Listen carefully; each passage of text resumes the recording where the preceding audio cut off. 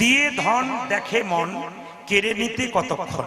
দিয়ে ধন দেখে মন, ভগবান ধন দিয়ে দেখে তোমাকে যে আমি এত দিলাম, তুমি আমার জন্য কি দিলে।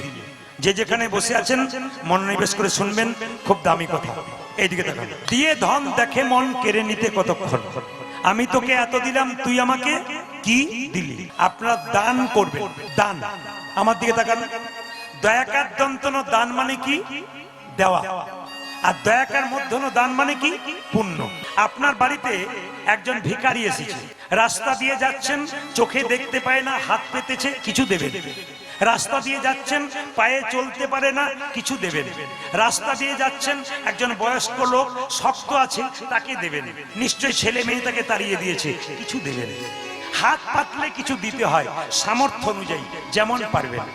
তাই আপনাদের কাছে নিবেদন রইল, যে দেয় ওপরে, যে দেয় নিচে, ওপরে দিলে হাত তার ওপরে থাকে, নিচে দিলে হাত নিচেই থাকে। ওনার কথাগুলো নিশ্চয়ই আপনারা শুনতে পারছেন। সেম কথাটাই আমাদের ইসলাম ধর্মে বলা হয় যে আপনারা দান করবেন, যে দেবে তার হাত উপরে থাকবে এবং যে নেবে তার হাত নিচে থাকবে। তো আপনি দেনেওয়ালা হন। আপনি যদি কোনো রাস্তা দিয়ে যাচ্ছেন বা আপনার বাড়িতে যদি কোনো গরিব দুঃখী মানুষ আসছে, তাহলে আপনি তাকে দান করবেন। এই দান করাতে অনেক ফায়দা হয়। আমাদের ধর্ম হিসাবে, আমাদের ইসলাম ধর্মাবলম্বী হিসাবে অনেক গুণ বলা হয় এই দান করাতে। তো সেজন্য আমরা দান করব ভাই, যত টাকা পারি আমাদের সামর্থ্য হিসাবে ভাই। এর মানে এটা না যে আপনি আপনার সব সম্পত্তি দিয়ে দেবেন, তা না। আপনি যত পারেন আপনার খুশি হিসাবে, একজন মানুষ যদি আপনার কাছে কোনো টাকা পয়সা চায়, সে যে কোনো ধর্মেরই হোক, আমাদের ধর্মে বলা হয় যে আপনি যে কোনো ধর্মের মানুষকে যদি পান আর সে অসহায় হয় এবং সে যদি কোনো বিপদের মধ্যে থাকে, আপনার আশেপাশে কোনো বাসা থাকে এবং সে যদি কোনো বিপদের মধ্যে থাকে, তাহলে আপনি তাকে সহায় করতে হবে।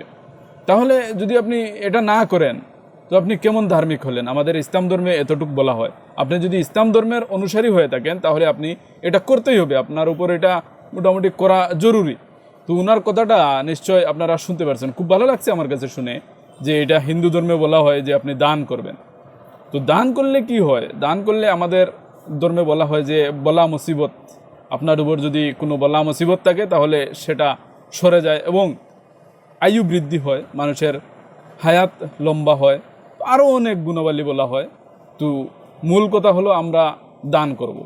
দান করলে আমাদের হাত উপরে থাকবে এবং আল্লাহ পাক রব্বুল আলামিন দান যে করে তাকে অনেক বেশি ভালোবাসেন, সেজন্য আমরা দান করব। তো ওনার কথাটা যদি আপনাদের কাছে ভালো লাগে, লাইক করে শেয়ার করবেন এবং ভিডিওটা কেমন লাগছে কমেন্টের মধ্যে জানাতে ভুলবেন না।